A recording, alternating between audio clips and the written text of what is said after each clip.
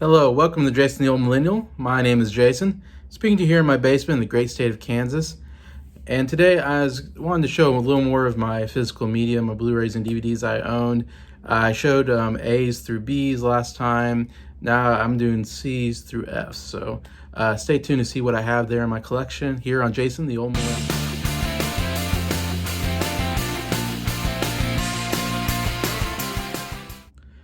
Hello, everybody. Hope everybody's doing good on this Tuesday afternoon. It is here in Kansas. And doing a video here showing some more Blu-rays and DVDs I own, going through them alphabetically, basically. And of course, there's still movies I'm still buying, so I'm still adding on to my collection. Though I don't have as big a collection a lot of the people on YouTube have.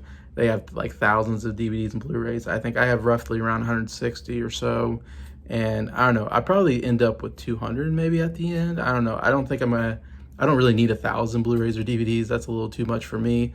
But somewhere in the 150 to 200 range, I think it'll be okay for me anyways. And before I start it, I just want to say some prayers to some YouTubers. Rod from Happy Hippie Vinyl Guy. Saw in his last video, his wife got skin cancer and his wife and daughter got in a car wreck. So prayers out to Rod there and everybody. I hope, put your prayers out for that family and hope that everything goes okay with the skin cancer and they can operate or whatever. And that won't be too bad, or, help out with that. And hopefully the wife and daughter can recover from the accident anyway. So prayers to you, Rod. If you're watching this, prayers to JJ22, I believe his channel is. He said on the live stream, I'm forgetting now, one of his relatives I think had cancer or something like that. I'm forgetting, but I know he has some illness in his family. So prayers out to JJ. Prayers out to Nicole, who is somebody I know from reactions to the classics, and I know she is subscribed to my channel. And I know she said the other day on a live stream that she had a hurt leg or something like that and had antibiotics and was kind of out for a while and can't really move very much. So hopefully your leg gets better, Nicole, anyway. So just a couple just prayers for all of them and their families, and hope everything gets better for them. So I want to say that first. So going through my collection, just a little thoughts on each movie that I'm talking about here. First, starting with the C's. Again, I don't have a huge collection, so this doesn't take hopefully too long. But first one I got is Cars, which is Disney Pixar. This is a movie that I feel like Pixar, of course, had one of the most amazing runs I've ever seen out of a movie studio, starting out with Toy Story, and they had just hit one banger after another, just one that was a classic animation movie. I mean, it's one of the best animation movie studios out there, probably maybe the tops. And they got to Cars, and I really like Cars. Cars is one of my favorites, a top 10 Pixar movie for me. But I know a lot of people really didn't like this movie when it came out. I mean, critics seem to really say this is like the first misstep for Pixar anyways. And so I totally disagree. I thought it was actually a really good story. It was funny. I like the characters. So I totally disagree. I really enjoy Cars. Next one is Chronicles of Narnia, The Lion, Witch, and the Wardrobe. They made, I think in the 2000s. I was a huge fan of there was an 80s like TV series, or made for TV movie that I watched as a kid. And so I was so excited when they came out with this. Of course, they were able to do more CGI because the 80s one, there was no CGI, and it was just kind of a low budget British show, made for TV movie that they made. Anyway, so very good adaptation of a really good book by one of the most famous Christian authors, C.S. Lewis, very revered. And so I thought they did a really good job with this movie, and definitely one of my favorites of the fantasy genre. Next one is Collateral, with their Tom Cruise and Jamie Foxx. I'm trying to think what's Michael Mann's the director. Yeah, really good, partly action film. Great chemistry between Tom Cruise and Jamie Foxx. Tom Cruise is great as a bad guy. You don't see him as a bad guy very often, but he does such a great job. It's kind of a somewhat thriller. Tom Cruise is a hitman, and Jamie Foxx is a cab driver, and he's forcing Jamie Foxx to take him to different places so he can kill people. And, you know, of course, Jamie Foxx doesn't want to do that. His character doesn't want to do that. So there's a lot of interesting conversations between the two, and very good performances by both of them. And really good directed movie, I think. Next one I got is Cool Hand Luke, Paul Newman. Say my favorite Paul Newman movie. And I put it as one of my favorite movies of the 60s, probably the top one. Paul Newman's so great, so charismatic, great performance. Should have won the Oscar. I think this is his best performance I've ever seen. It should have won the Oscar for Best Actor, I think.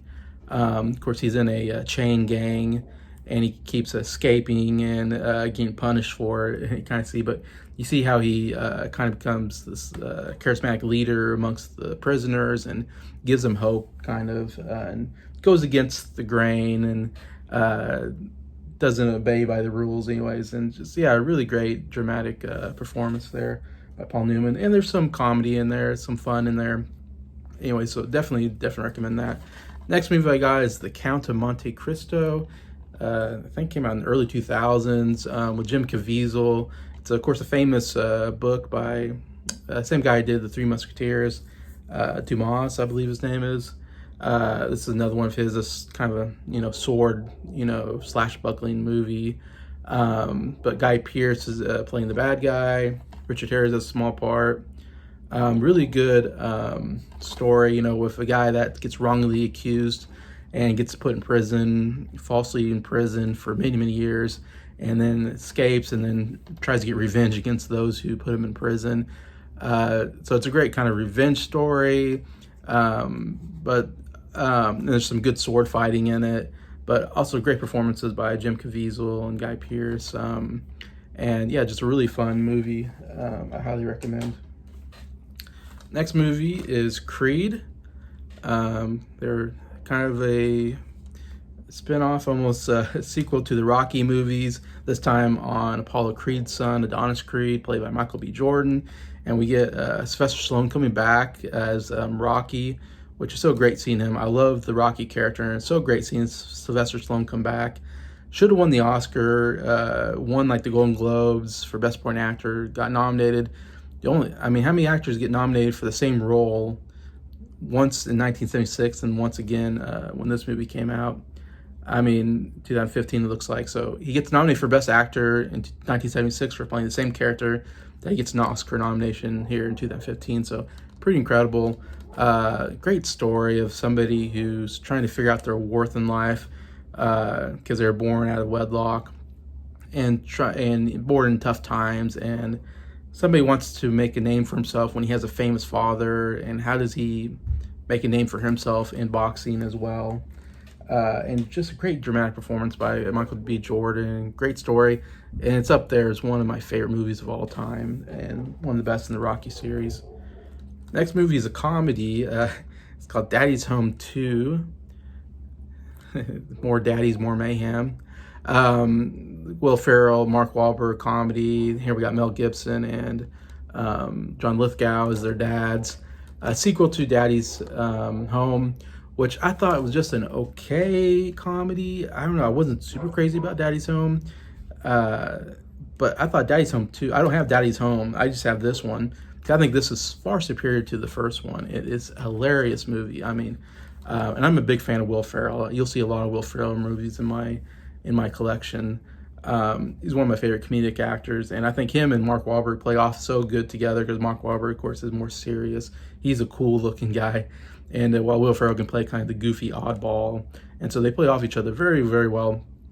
I love Mel Gibson, John Lithgow playing the dads they're kind of similar to their sons, and so that them playing off each other is also very funny. It's also a Christmas movie. It's done all during Christmas time as kind of a family Christmas get-together. So I think it's actually one of my favorite Christmas movies as well.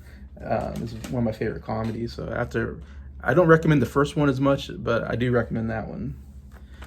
Next movie is Dawn of the Planet of the Apes, kind of the new Planet of the Apes trilogy that came out. This one was the first movie was Rise of the Planet of the Apes, which I don't have. It's an okay movie. I'm a big fan of the old Planet of the Apes movie with Charlton Heston, and so it was interesting them coming up with a new one. Of course, they can now do all the characters. The CGI is just absolutely incredible. The motion capturing is, I've never seen all the apes are motion captured, and they feel so real, even though they're not real. They're just a CGI where motion capturing. Of course, what's his name? The king of motion capturing is in here. Andy Serkis. Andy Serkis, so good as Caesar, the main ape. This is the sequel, of course. They made 3 of them, but to me, this is by far the best of the 3. I think Matt Reeves. This is the one Matt Reeves took over and did the second, third one. Somebody else directed the first movie. And of course, Matt Reeves is now being, I think, one of the best directors out there. I mean, The Batman came out, and I think it did pretty well, and people seem to like that quite a bit. And I thought that was directed pretty well as well. So I'm always excited when Matt Reeves is directing something. But yeah, really great performances by the motion capturing, and overall just a really good story, good action, great climatic scene. And you see a ape standing on a horseback with 2 machine guns firing like this. I mean, where else do you get that? I mean, that was a great image. I love that. Next movie I got, and of course we're getting to the D's if I didn't say already. I'm trying to do this alphabetically. I don't know if I'm good at alphabetically, but I try the best I can. This is Despicable Me, the first of the Despicable Me franchise, which has been huge. It's Illumination Animations kind of, it's their face of their company, basically, is the Minions, off of here, as you see the Minions on the side there. Though the Minions are more of a side character in this one. They become so popular that now they're kind of the main characters of the franchise. Of course, we had Despicable Me 2 and 3, and then now we got 2 Minion movies out. And people, I think, have been criticizing because the Minions are just too much. They're oversaturated the market. And so it's a little too much when they're the main characters because they don't speak. They just speak gibberish, like that. And you can't really understand them. But still, this is a great movie. Not only comedy-wise, but I think it's actually very emotional, surprisingly. The relationship that Gru has with the 3 kids at the end, and how he really wants to, save them from the bad guy. And some of the scenes there, actually, it's one of the most emotional movies I've watched, which is weird because it's kind of a silly comedy at times. But I think, yeah, that relationship actually really, really works for me. I think it's the best of the franchise. The last one, movie I talked about a little bit already. I recently purchased Deadpool. It's the funniest superhero movie I think they've ever made. Ryan Reynolds is so great as a Wade Wilson / Deadpool. I love the fourth wall breaking chorus. They do it so well in this. The way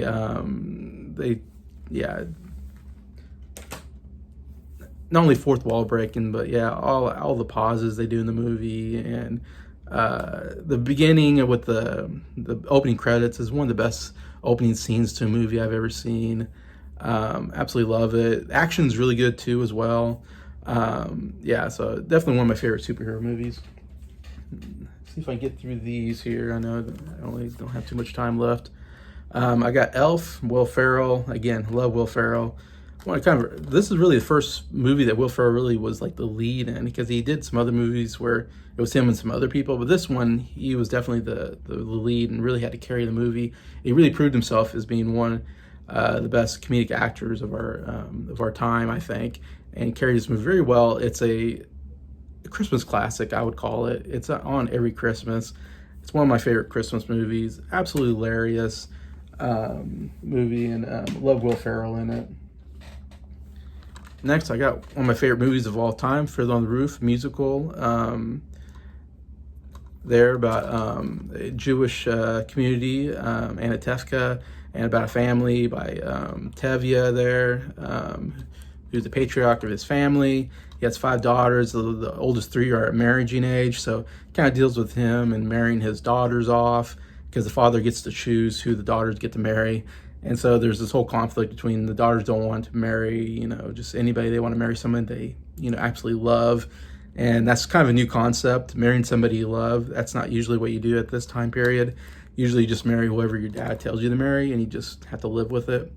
But great musical, lots of great songs in here, and great performance by Topol, who plays Tevye. I think it's just such a great. It's almost, I would say this is almost like an underrated movie because I love this movie so much.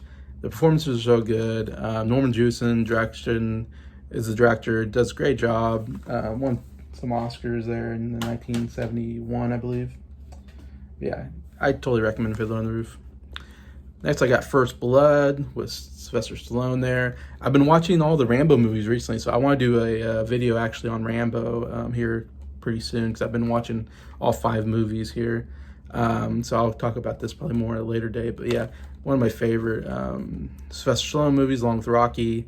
And this isn't so much action as it's just more of a psychological kind of thriller of a guy who's triggered. He has PTSD, he's being triggered, and is taking out all of his frustration on these local cops, basically, that are hunting him down even though he doesn't deserve it.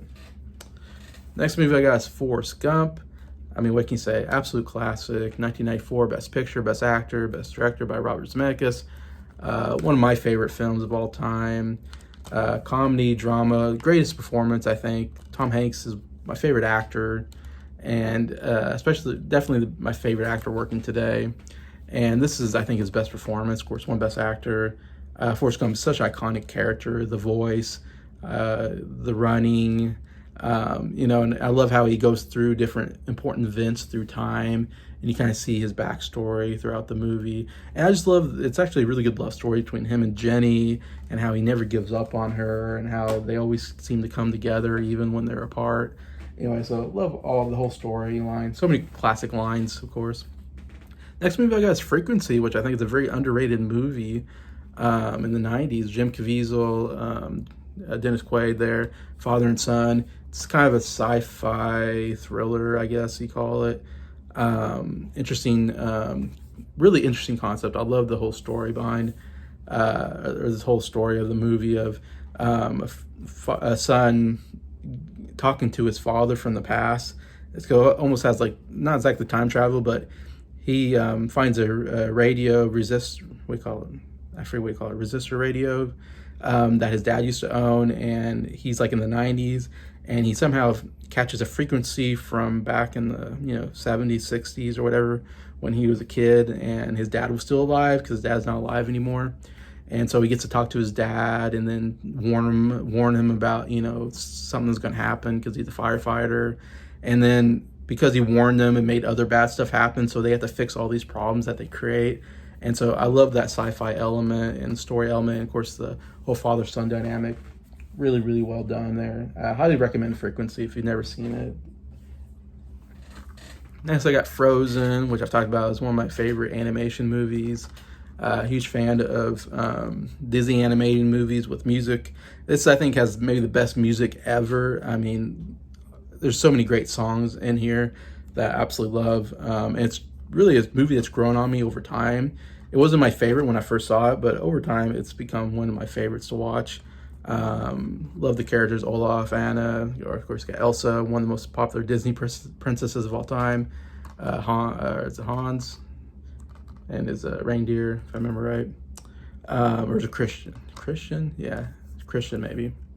Anyways, but yeah, so yeah, absolutely love this. Even though it's more popular amongst little girls, I absolutely love Frozen. Next movie I got is The Fugitive.